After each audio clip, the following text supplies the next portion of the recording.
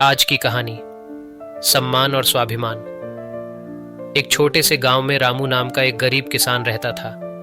रामू के पास ज्यादा जमीन नहीं थी, लेकिन मेहनती और ईमानदार था। उसके पास बस एक छोटी सी जमीन और 2 बैल थे, जिनके सहारे वह अपनी फसल उगाता था। पूरे गांव में रामू की इज्जत थी, लेकिन उसके पास धन संपत्ति नहीं थी। वहीं उसी गांव में ठाकुर साहब नाम के एक धनी जमींदार रहते थे। उनका गांव में बहुत दबदबा था और लोग उन्हें सलाम ठोकते थे। ठाकुर साहब को अपने धन और रुतबे पर बड़ा घमंड था। वे किसी गरीब को अपनी नजरों में उठने नहीं देते थे और हमेशा उसे दबा कर रखते थे। एक दिन गांव में भारी सूखा पड़ा, जिससे रामू की फसल पूरी तरह बर्बाद हो गई। रामू के पास अब खाने के भी पैसे नहीं बचे थे। मजबूर होकर वह ठाकुर साहब के पास मदद मांगने गया। ठाकुर साहब ने रामू को देखा और उसे नीची नजरों से देखते हुए कहा, रामू, तुम्हारे जैसे गरीबों का क्या काम मदद मांगने का? क्या तुम अपने स्वाभिमान के साथ रह सकते हो? अच्छा, अगर तुम मेरे सामने झुककर अपना स्वाभिमान छोड़ दो तो मैं तुम्हारी मदद कर सकता हूं। रामू को यह बात बहुत चुभी। वह गरीबी में जी सकता था, पर अपने स्वाभिमान को कभी नहीं छोड़ सकता था।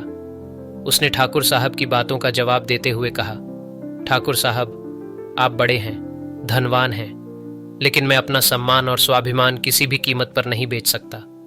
मैं भूखा रहूंगा, मेहनत करूंगा, लेकिन झुकूंगा नहीं।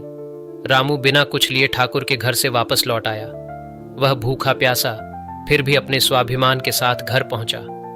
वह अगले दिन अपने खेत में काम करने निकल पड़ा, बिना किसी सहायता की उम्मीद के। तभी एक अजनबी राहगीर उसके पास आया और उसने रामू से पूछा, तुम इतने मुश्किल समय में भी इतने धैर्य और सम्मान के साथ क्यों जी रहे हो? रामू ने मुस्कुराते हुए कहा, स्वाभिमान से बड़ा धन कुछ नहीं होता। ये हमें अपने आत्मसम्मान को बनाए रखने की शक्ति देता है। मैं अपनी मेहनत और स्वाभिमान के बल पर दोबारा खड़ा हो जाऊंगा। उस अजनबी ने रामू की बातें सुनी और उसकी सच्चाई और स्वाभिमान से प्रभावित हुआ। वह राहगीर कोई और नहीं, बल्कि राज्य का राजा था, जो अपने राज्य का हाल जानने के लिए भेष बदल कर निकला था। राजा ने रामू के स्वाभिमान और ईमानदारी से प्रभावित होकर उसे एक बड़ी जमीन और कुछ धन उपहार में दिया, ताकि वह अपनी मेहनत से एक नया जीवन शुरू कर सके। रामू ने राजा का धन्यवाद किया, लेकिन वह जानता था कि यह उसकी ईमानदारी और स्वाभिमान का फल था। अब उसके पास जमीन भी थी, सम्मान भी, और सबसे बढ़कर उसका स्वाभिमान।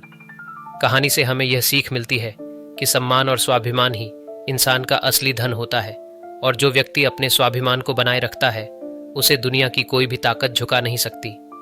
अगर आपको यह कहानी अच्छी लगी हो तो इसे लाइक करें और अपने मित्रों के साथ जरूर शेयर करें। और भी इसी तरह की अच्छी और प्रेरणादायक कहानियों के लिए आपसे निवेदन है कि आप हमारे चैनल को सब्सक्राइब करें। मिलते हैं अगली कहानी के साथ। तब तक के लिए अपना ख्याल रखें। धन्यवाद।